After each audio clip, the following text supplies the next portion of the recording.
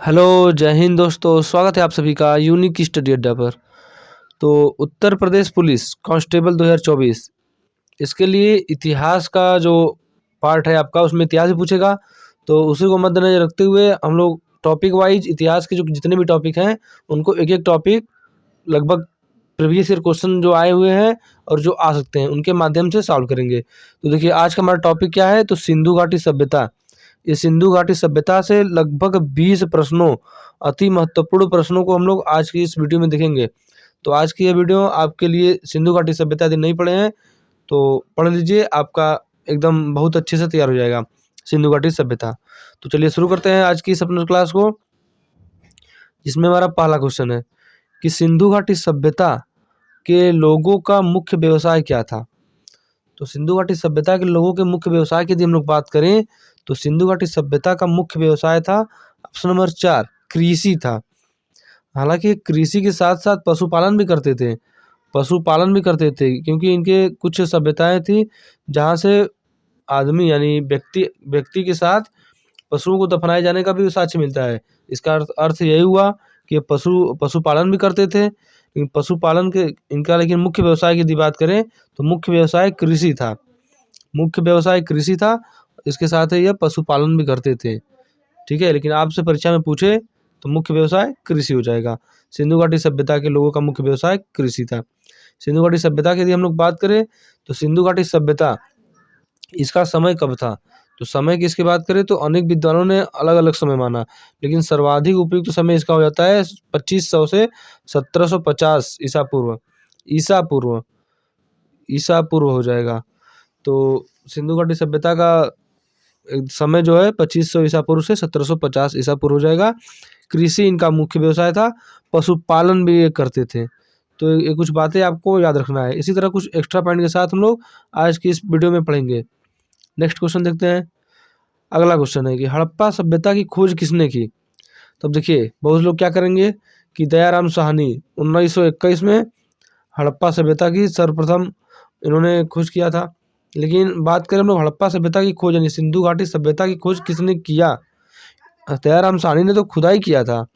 लेकिन खोज की बात करें तो इनके नेतृत्व सर जॉन मार्शल के नेतृत्व में खुदाई किया था दयाराम साहनी ने। इसलिए हड़प्पा सभ्यता को ही सिंधु घाटी सभ्यता भी बोला जाता है। तो हड़प्पा सभ्यता की खोज या सिंधु घाटी सभ्यता की खोज की बात करें तो सर जॉन मार्शल ने किया था। खुदाई किसने किया था, तो दयाराम साहनी ने किया था 1921 ईस्वी में। तो हड़प्पा सभ्यता की खोज की बात करें तो सर जॉन मार्शल के नेतृत्व में दयाराम साहनी ने किया था। ठीक है, तो सर जॉन मार्शल यदि यहाँ पर है तो सर जॉन मार्शल हो जाएगा। यदि ये ऑप्शन में नहीं रहते तो आपका दयाराम साहनी हो जाता। तो इसमें कन्फ्यूजन नहीं होना है, एकदम कंसेप्ट क्लियर रखिए, कोई कन्फ्यूजन नहीं होगा। तो हड़प्पा सभ्यता को ही सिंधु घाटी सभ्यता कहते हैं। देखिए सर्वप्रथम इसमें हड़प्पा सभ्यता खोजा गया 1921 में। तो हड़प्पा सभ्यता खोजा गया, फिर इसके बाद जितने भी इसमें स्थल खोजे गए तो लगभग 5-6 स्थल खोजे गए। तो सभी जो है सिंधु नदी के किनारे पर खोजे गए। 1921 में हड़प्पा खोजा गया, इसके बाद जितने भी स्थल खोजे गए सिंधु नदी के किनारे खोजे गए, इसलिए इसका नाम सिंधु घाटी सभ्यता रख दिया गया। सिंधु नदी के किनारे खोजे गए तो सिंधु घाटी सभ्यता रख दिया गया। लेकिन बाद के समय में अन्य नदियों के किनारे भी खोजे गए, अन्य नदियों के किनारे पर भी खोजे गए। जैसे कि हड़प्पा जो यहाँ पर पहला स्थल है, हड़प्पा जो आपका है रावी नदी के किनारे पर है, रावी नदी के किनारे पर था। लेकिन उसके बाद के जितने खोजे गए सिंधु नदी के किनारे, इसलिए सिंधु नदी नाम रख दिया, सिंधु घाटी सभ्यता नाम रख दिया। लेकिन उसके बाद सिंधु घाटी सभ्यता के कुछ स्थल खोजने के बाद अन्य नदियों के किनारे भी सिंधु घाटी सभ्यता के स्थल मिलने लगे। जैसे भोगवा नदी के किनारे लोथल मिल गया, आपका कालीबंगा मिल गया सरस्वती नदी या घग्गर नदी के किनारे पर। तो अन्य नदियों के किनारे पर भी मिलने लगे। जब अन्य नदियों के किनारे पर भी मिलने लगे तो इन्होंने क्या किया कि जो इतिहास का मूल होता है कि जो सबसे पहले स्थल खोजा गया उसके नाम पर रखा जाता है। तो हड़प्पा पहले सबसे पहले खोजा गया था, इसलिए इसका नाम पूरा हड़प्पा सभ्यता कर दिया गया। तो हड़प्पा सभ्यता भी और सिंधु घाटी सभ्यता भी इसी को कहा जाता है। तो इसमें खोज की बात करें तो खोजकर्ता हो जाएंगे इसके सर जॉन मार्शल। यदि ये ऑप्शन में न रहे तो दयाराम साहनी हो जाएगा। नेक्स्ट देखते हैं। देखने से पहले हम लोग कुछ देख लेते हैं हड़प्पा यानी सिंधु घाटी सभ्यता के बारे में। इसके कुछ स्थल है उसके कब खोज किए गए, मतलब कुछ कॉन्सेप्ट देख लेते हैं इस चैप्टर से। देखिए सर्वप्रथम हम लोग बात कर लेते हैं कि हड़प्पा सभ्यता। हड़प्पा सभ्यता की बात करें तो इसकी आकृति जो है त्रिभुजाकार थी। देखिए यहाँ पर चतुर्भुजाकार इसको मत देखिएगा, आकृति इसकी यदि बात करें तो सिंधु सभ्यता का आकार जो है त्रिभुजाकार था, त्रिभुजाकार था। सिंधु सभ्यता का आकार त्रिभुजाकार था। अब देखिए यहाँ पर पूरब पश्चिम उत्तर दक्षिण इस प्रकार से इसको बनाया गया है। तो यदि बात करें हम लोग सबसे उत्तरी यानी सबसे नॉर्थ वाले में कौन सा क्षेत्र पड़ता है, यानी हड़प्पा सभ्यता का कौन सा भाग है, तो सबसे नॉर्थ में पड़ता है आपका जम्मू कश्मीर में चेनाब नदी है। तो जम्मू कश्मीर में चेनाब नदी पर एक जगह है मांडा, मांडा लिख लीजिए, यहाँ पर लिखा नहीं है तो मांडा। जम्मू कश्मीर में चेनाब नदी किनारे पर मांडा शहर बसा हुआ है। मांडा सभ्यता था सिंधु घाटी सभ्यता के भाग था, जो सबसे उत्तरी भाग था। अब दक्षिणी की बात करें, दक्षिणी भाग दैमाबाद है। जो दक्षिणतम स्थल है सिंधु घाटी सभ्यता का दैमाबाद है, गोदावरी नदी पर है। गोदावरी नदी न दिया हो तो प्राणहिता, इस प्राणहिता नदी पर ही है आपका दैमाबाद।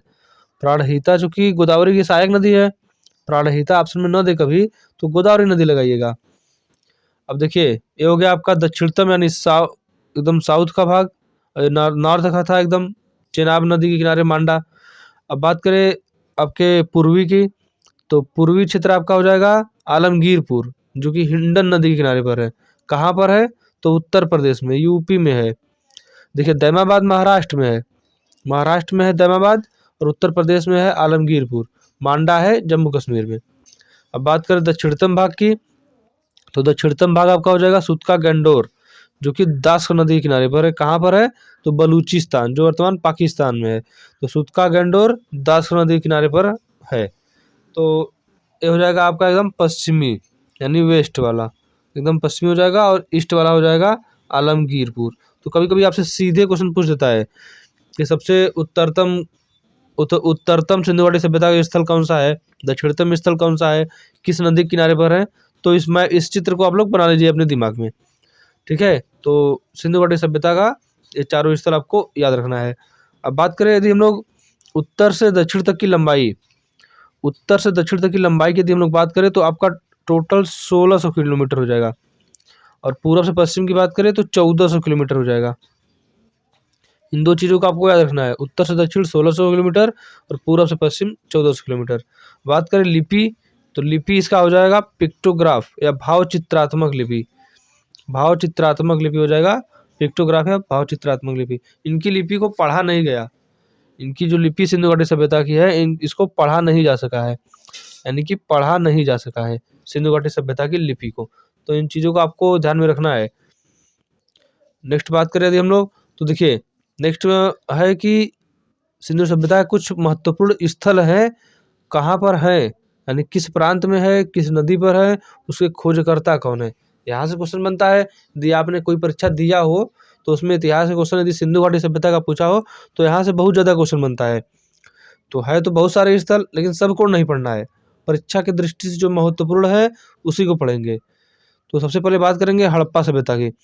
जो हड़प्पा सभ्यता की बात करें तो पंजाब यानी पाकिस्तान पंजाब में है, पंजाब यानी पाकिस्तान पंजाब में है। किस नदी के किनारे पर है, तो सिंधु नदी के किनारे पर है। किसने खोज किया, तो दयाराम साहनी ने खोज किया। कब किया, 1921 में किया। तो कब किया बहुत इंपॉर्टेंट नहीं है, लेकिन किसने किया, किस नदी के किनारे पर है, कहाँ पर है। तो हड़प्पा सभ्यता पाकिस्तान पंजाब में है, सिंधु नदी के किनारे पर, दयाराम साहनी ने इसकी खोज किया। नेक्स्ट है मोहनजोदड़ो। अब मोहनजोदड़ो की यदि हम लोग बात करें तो मोहनजोदड़ो आपका ये भी सिंध में है। सिंध कहाँ पर है, सिंध पाकिस्तान, सिंध पाकिस्तान का एक प्रांत यानी राज्य है, और सिंध के लरकाना एक जिला है, उस लरकाना जिलों में मोहनजोदड़ो पड़ता है, यानी इसकी स्थिति है कहाँ पर पड़ता है, लोकेशन मोहनजोदड़ो कहाँ है, तो सिंध का लरकाना जिला है, पाकिस्तान के सिंध के लरकाना जिले में है मोहनजोदड़ो। या सिंधु नदी के किनारे पर मोहनजोदड़ो भी है। किसने खोज किया, तो राखल दास बनर्जी, आर.डी. बनर्जी ने। कब, 1924 में। तो 1924 में इसकी खोज की गई मोहनजोदड़ो की, 1921 में दयाराम साहनी ने हड़प्पा सभ्यता की खोज की। तो इन दो स्थलों का आप लोग डेट भी याद रख लीजिए कि कब खोजा गया, ठीक है। नेक्स्ट है आपका लोथल। लोथल की बात करें तो भारत के गुजरात में है, गुजरात में है लोथल। किस नदी के किनारे पर? तो भोगवा नदी के किनारे पर। किसने खोज की? तो SR राव यानी रघुनाथ राव ने इसकी खोज की, रंगनाथ राव ने खोज की इसकी। नेक्स्ट है चंद्रद्रोण। चंद्रद्रोण अभी देखिए इस यहाँ से क्या मिला इसके बारे में भी हम लोग देखेंगे। तो बात करें चंद्रद्रोण की, तो चंद्रद्रोण सिंध में है। सिंध कहाँ है? पाकिस्तान में। किस नदी के किनारे पर? सिंधु नदी के किनारे पर। तो सिंधु नदी के किनारे पर है आपका चंद्रद्रोण। मजूमदार ने इसकी खोज की, मजूमदार। नेक्स्ट है कालीबंगा। कालीबंगा राजस्थान में है। किस नदी के किनारे पर? तो घग्गर नदी। घग्गर नदी को भी देखिए सरस्वती नदी भी कहा जाता है। तो घग्गर नदी के किनारे पर है कालीबंगा। अमलानंद घोष ने इसकी खोज की। नेक्स्ट है धौलावीरा। धौलावीरा गुजरात में है, मानसर नदी के किनारे पर है। RS बिष्ट ने इसकी खोज की। और नेक्स्ट और लास्ट हमारा है रोपड़। रोपड़ पंजाब में है, पंजाब है भारत वाला पंजाब। सतलज नदी किनारे पर है। सतलज नदी कहाँ से निकलती है? तो सतलज नदी निकलती है आपके राकसताल झील से, जो कि तिब्बत में है। यज्ञदत्त शर्मा ने रोपड़ की खोज की। तो YD शर्मा या यज्ञदत्त शर्मा रोपड़ की खोज किया, पंजाब में है सतलज नदी किनारे पर। तो देखिए ये लगभग कितने हैं? 4, 3, 7 यानी 7 स्थल हैं। आपकी परीक्षा में बहुत बार यहीं से क्वेश्चन बनता है। इस स्थल तो और सारे हैं, लेकिन वो बस केवल पूछता है कहाँ पर है। जैसे बनावली, बनावली कहाँ पर है? खोज किसने किया नहीं पूछेगा। बनावली कहाँ है? राखीगढ़ी कहाँ है? बनावली कहाँ है? राखीगढ़ी कहाँ है? सुरकोटदा कहाँ पर है? तो ये सब कहाँ है इसके बारे में बस पूछता है। किसने खोज किया, किस नदी किनारे पर है, नहीं पूछेगा। ठीक है, तो बनावली की बात करें तो बनावली आपका हो जाएगा हरियाणा में। बनावली की बात करें तो हरियाणा में हो जाएगा। सुरकोटदा आपका गुजरात में हो जाएगा। राखीगढ़ी भी हरियाणा में हो जाएगा। तो ये कुछ और है जिसको आप लोग याद रख लीजिए कि कहाँ पर है। अब देखिए खोजकर्ता हो गया, नदी हो गया, प्रांत हो गया और स्थल हो गया। अब बात करते हैं कि क्या मिला। तो क्या मिला की यदि हम लोग बात करें तो देखिए हड़प्पा सभ्यता से बात करें तो यहाँ से 18 वृत्ताकार चबूतरे मिले हैं, यानी वृत्ताकार चबूतरे मिले हैं। और चबूतरे में जो बीच वाला स्थान है खाली स्थान रहता था। इस खाली स्थान में आपको गेहूं और जौ, देखिए यहाँ पर मिला लिखा हुआ है गेहूं तथा जौ के साक्ष्य मिले। ये जो चबूतरा बने हैं लगभग 18 वृत्ताकार चबूतरे, उसमें खाली स्थान जो बीच में होता था उसमें गेहूं और जौ के जले हुए साक्ष्य मिले, यानी राख के साक्ष्य मिले गेहूं और जौ के। तो गेहूं और जौ देखिए ऊपर लिखा भी हुआ है गेहूं तथा जौ के जले हुए साक्ष्य मिले हैं इसी 18 वृत्ताकार चबूतरों से। कहाँ पर है? तो हड़प्पा सभ्यता से। नेक्स्ट है प्रसाधन बॉक्स, यानी मेकअप बॉक्स मिला है कहाँ से? हड़प्पा से। कब्रिस्तान, यानी कब्रिस्तान मिला है हड़प्पा से, जिसे R37 के नाम से जाना जाता है। लगभग 37 कब्र मिले हैं यहाँ हड़प्पा से, जिसे R37 के नाम से जाना जाता है। तो हड़प्पा सभ्यता से कब्रिस्तान वाला मोस्ट इम्पोर्टेंट पॉइंट है आपका। नेक्स्ट देखिए, नेक्स्ट है आपका मोहनजोदड़ो। मोहनजोदड़ो की बात करें तो विशाल स्नानागार, यानी कि बहुत बड़ा सा आपका नहाने के लिए बनाया गया था, स्विमिंग पूल टाइप का। तो विशाल स्नानागार आपका हो जाएगा मोहनजोदड़ो में। और विशाल अन्नागार, यानी विशाल सबसे बड़ा अन्न को रखने के लिए जैसे मील होता है इसमें, उस समय बना हुआ था विशाल अन्नागार, यानी गेहूं जौ इस चावल इन सबको रखने के लिए विशाल अन्नागार बना था। और मोहनजोदड़ो से क्या मिला? तो दाढ़ी वाला आदमी, यानी वृत्ताकार तरीके से अपना दाढ़ी कटा बनवाते थे मोहनजोदड़ो से। तो इस प्रकार के आदमी भी मोहनजोदड़ो से मिले। नेक्स्ट और मोस्ट इम्पोर्टेंट है पशुपतिनाथ शिव की मूर्ति। पशुपतिनाथ की मूर्ति जिन्हें शिव भी कहा जाता है, पशुपतिनाथ शिव की मूर्ति मिला है मोहनजोदड़ो से। इसके बाद है लगभग कांसे की मूर्ति मिला है, डांसिंग यानी नृत्य करती हुई कांसे की मूर्ति। तो 4.5 से 5.5 सेंटीमीटर इसकी हाइट ऊंचाई होती थी। जो कांसे की मूर्ति होती थी 4.5 से 5.5 सेंटीमीटर ऊंचाई होती थी, जो मोहनजोदड़ो से मिली है। नृत्य करती हुई कांसे की मूर्ति थी, तो इसको भी याद रख लीजिए। नेक्स्ट है लोथल। लोथल की बात करें तो लोथल कहाँ पर है? गुजरात में है। क्या मिला? तो डाकयार्ड या गोंदीवाड़ा, इसी को बंदरगाह भी कहा जाता है। नेक्स्ट है चनुदड़ो। तो मेकअप का सामान, यहाँ पर देखिए प्रसाधन बॉक्स मिला, यहाँ पर है मेकअप का सामान जैसे काजल, लिपस्टिक, इन सब सारी चीज़ें कहाँ से मिली? तो चनुदड़ो से मिली। तो चनुदड़ो मेकअप का सामान मोस्ट इम्पॉर्टेंट। नेक्स्ट है कालीबंगा। कालीबंगा कहाँ है? राजस्थान में है। यहाँ से क्या मिला? तो जूते हुए खेत। कालीबंगा किस नदी किनारे पर है? तो घग्गर नदी। नेक्स्ट है हमारा धौलावीरा। तो धौलावीरा की बात करें तो सूचना पट, सूचना पट्ट का प्रमाण मिला है और स्टेडियम का प्रमाण मिला है धौलावीरा से। रोपड़ की बात करें तो मानव को कुत्ते के साथ दफनाए जाने का साक्ष्य मिला है रोपड़ से। तो ये सब कुछ इम्पॉर्टेंट चीज़ें हैं जो आपको क्या मिला इन सभ्यताओं से, पूछता है सीधे आपकी परीक्षा में क्वेश्चन। आगे क्वेश्चन आएगा भी, अभी आप घबराइए मत कि पूरा कॉन्सेप्ट बताएंगे, आगे आपको बताया जाएगा कि प्रीवियस क्वेश्चन जो आए हैं उसको भी हम लोग देखेंगे। तो ये आपको हो गया क्या मिला। अब नेक्स्ट देख लेते हैं, कुछ और पॉइंट है इसमें सिंधु घाटी सभ्यता से। तो सिंधु देखिए, सिंधु सभ्यता का आकार कैसा था, तो त्रिभुजाकार था, त्रिभुजाकार था सिंधु सभ्यता का आकार। नेक्स्ट है सिंधु सभ्यता का सबसे बड़ा स्थल गनेरी वाला, तथा भारत में स्थित सबसे बड़ा स्थल राखीगढ़ी। जो गनेरी वाला है पाकिस्तान में है, लेकिन भारत में स्थित सबसे बड़ा स्थल पूछे तो राखीगढ़ी। राखीगढ़ी कहाँ है, तो हरियाणा में है, हरियाणा में है राखीगढ़ी। नेक्स्ट है हड़प्पा से कुल 37 कब्रें प्राप्त हुई हैं हड़प्पा से, जिसे R37 कहा जाता है। तो हड़प्पा से 37 कब्रें प्राप्त हुई है जिसे R37 कहा जाता है। नेक्स्ट है धौलावीरा। तो धौलावीरा की नगरीय व्यवस्था अन्य जगहों से भिन्न थी, यानी नगर की व्यवस्था जो अन्य सभ्यताओं की थी उसमें से धौलावीरा का एकदम भिन्न था, यानी अलग था। नेक्स्ट है लोथल में घरों के दरवाजे मुख्य सड़क की ओर खुलते थे। देखिए, जितने भी सिंधु घाटी सभ्यता के स्थल थे उनके घरों के दरवाजे पीछे की ओर खुलते थे, लेकिन लोथल के घरों के दरवाजे मुख्य सड़क की ओर खुलते थे, यानी अन्य के दरवाजे मुख्य सड़क की ओर नहीं खुलते थे, पीछे की ओर खुलते थे। लोथल का मुख्य सड़क की ओर खुलता था। नेक्स्ट है आपका कि सिंधु घाटी सभ्यता का समय, अनेक विद्वानों ने इसका अलग अलग समय माना, लेकिन सर्वाधिक उपयुक्त समय जो हो जाएगा आपका 2500 ईसा पूर्व से 1750 ईसा पूर्व माना जाता है। तो देखिए, ये हो गए आपके सिंधु घाटी सभ्यता से कुछ महत्वपूर्ण पॉइंट। अब हम लोग अपने क्वेश्चन पर आते हैं। देखिए, हड़प्पा सभ्यता की खोज किसने किया, ये हमारा हो गया है।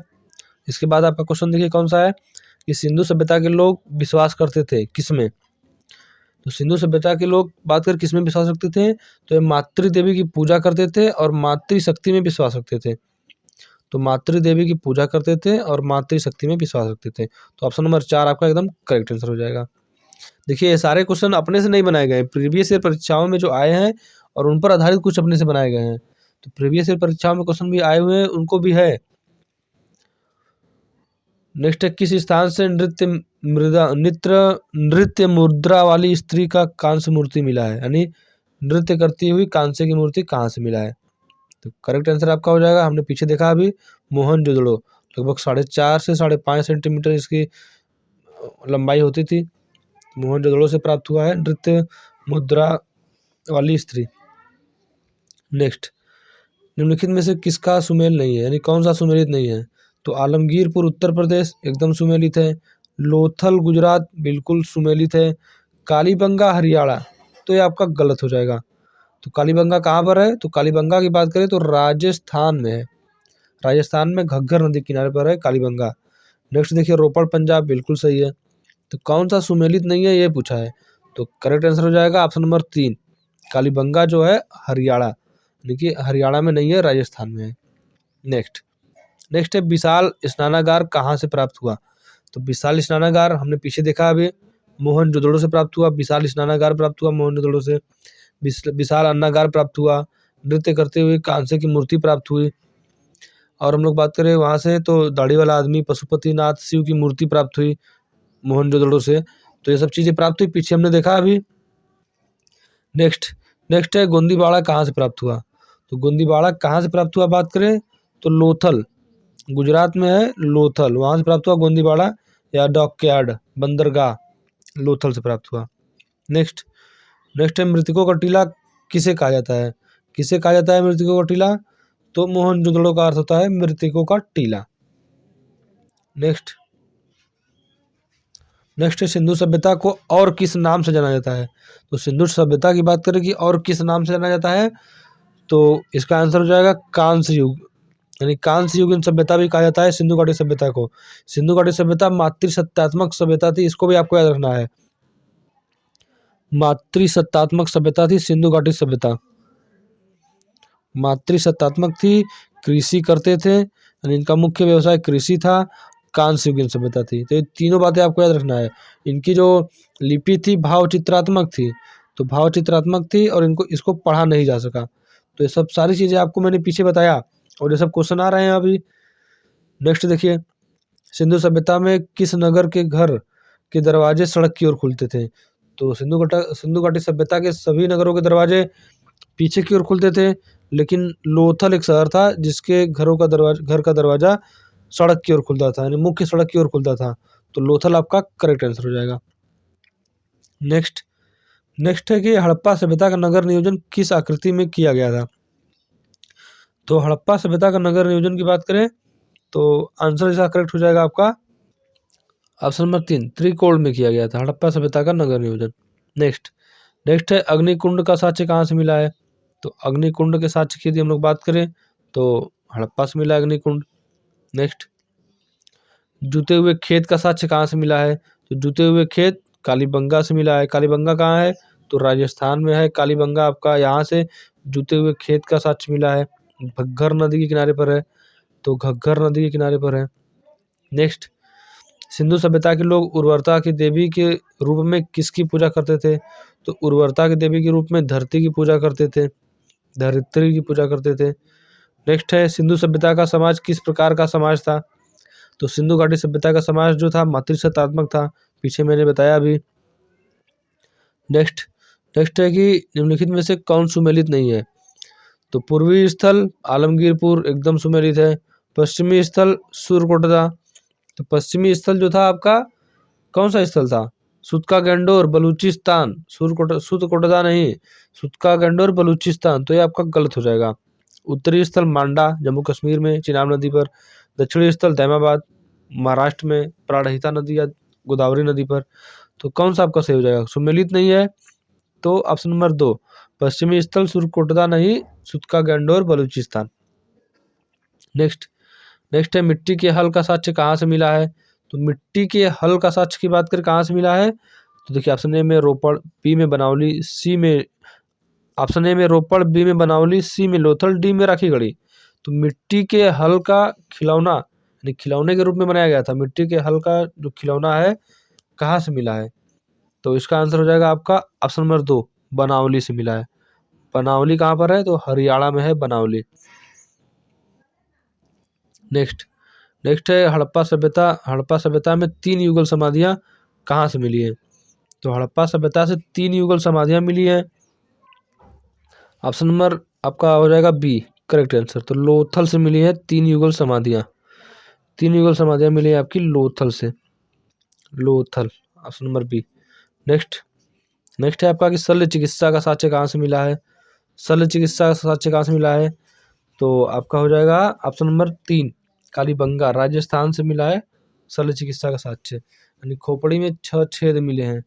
जो खोपड़ी है इसमें 6 छेद मिले हैं, इसलिए शल्य चिकित्सा का साक्ष्य कहाँ से मिला है? कालीबंगा से मिला है।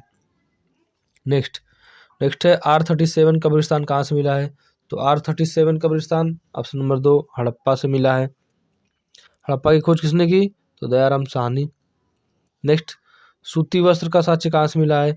सूती वस्त्र का साक्ष्य की बात करें हम लोग तो देखिए इसका आंसर हो जाएगा आपका सूती वस्त्र का साक्ष्य यदि मोहनजोदड़ो। सूती वस्त्र का साक्ष्य मोहनजोदड़ो से मिला है। नेक्स्ट, स्टेडियम एवं जलाशय का साक्ष्य कहाँ से मिला है? तो स्टेडियम एवं जलाशय का साक्ष्य मिला है आपके ऑप्शन नंबर 3 धौलावीरा से मिला है। स्टेडियम और जलाशय। सूचना पट्ट का भी साक्ष्य मिला है, यहाँ से सूचना पट्ट का साक्ष्य मिला है धौलावीरा। कहाँ पर है? गुजरात में है। तो देखिए ये आपके कुछ महत्वपूर्ण क्वेश्चन थे और हमने कुछ क्या कहते हैं उसको, हमने बात किया आपके कॉन्सेप्ट के बारे में भी। तो आपके लिए आज की क्लास मोस्ट इम्पॉर्टेंट है। यदि आपने इतना कर लिया तो सिंधु घाटी सभ्यता का एक क्वेश्चन भी आपका इससे बाहर नहीं जाएगा, इतने से आपका काम हो जाएगा। तो उम्मीद है आप सभी को आज का क्लास पसंद आया होगा, और पसंद आया है तो वीडियो को लाइक, चैनल पर नए हैं तो सब्सक्राइब और शेयर जरूर करें। चलिए मिलते हैं नेक्स्ट क्लास में। आज के लिए इतना ही। जय हिंद।